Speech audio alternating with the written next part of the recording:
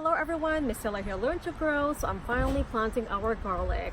So you want to get them in the ground at least 2 weeks or more before the first day of frost. That way the cloves have a chance to establish their root system and they'll stay dormant until March or April, until next spring. And also it's good to plant the garlic right now because they need that chilling period. It's pretty windy out today, so I'm going to get this in the ground, show you real quick how to plant garlic.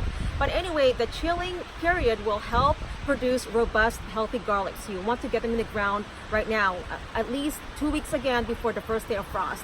So let's get this planted and I'm gonna head inside after that.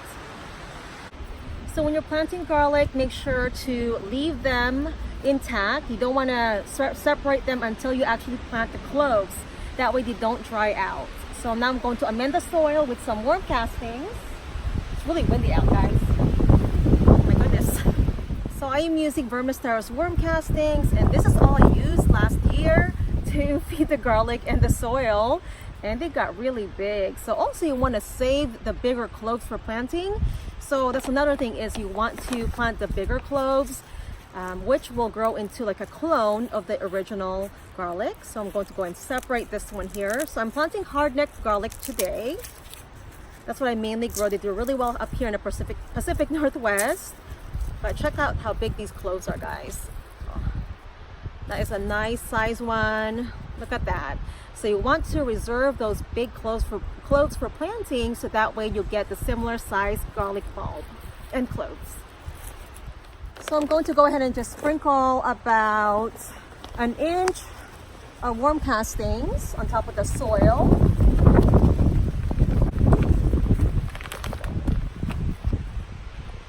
And you can just go on and amend that into the soil just like so. Worm castings will feed both your plants and the soil. It contains all the beneficial microbes, fungi, and also all the macronutrients and micronutrients that your plants need. So I'm going to go ahead and just dig up a shallow hole. I plant them about 1.5 inches to 2 inches deep. So when you're planting your garlic cloves, make sure to leave the paper skins on. This will also prevent them from rotting. So you want to plant the blunt side down and the tip side up. Place it into the planting hole that's about 2 inches deep. Cover that with soil. And now I'm going to plant the next garlic clove about 6 inches away from this one. So you want to allow enough room for growth and root development. So you don't want to overcrowd your garlic, that way they don't fight for nutrients as well, and water.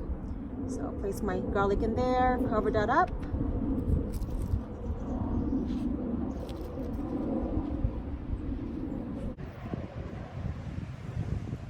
So here are the rest of the cloves I'm planting today. So we'll go ahead and bury them up, just like that.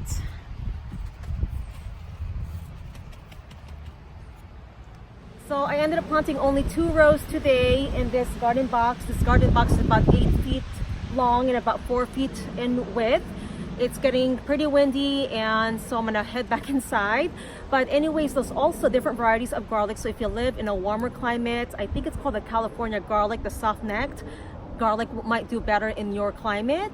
So there are certain types that adapt to different climates, and that might produce better for you. And I'll leave a couple of links of the soft-neck garlic and also hard-neck varieties that you can look into.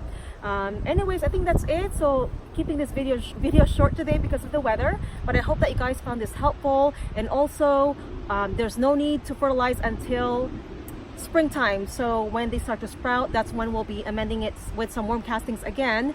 So for now, they'll just get their root developed and established and stay dormant until springtime. I hope that you guys found this video helpful, and I will see you on the next one. Happy gardening.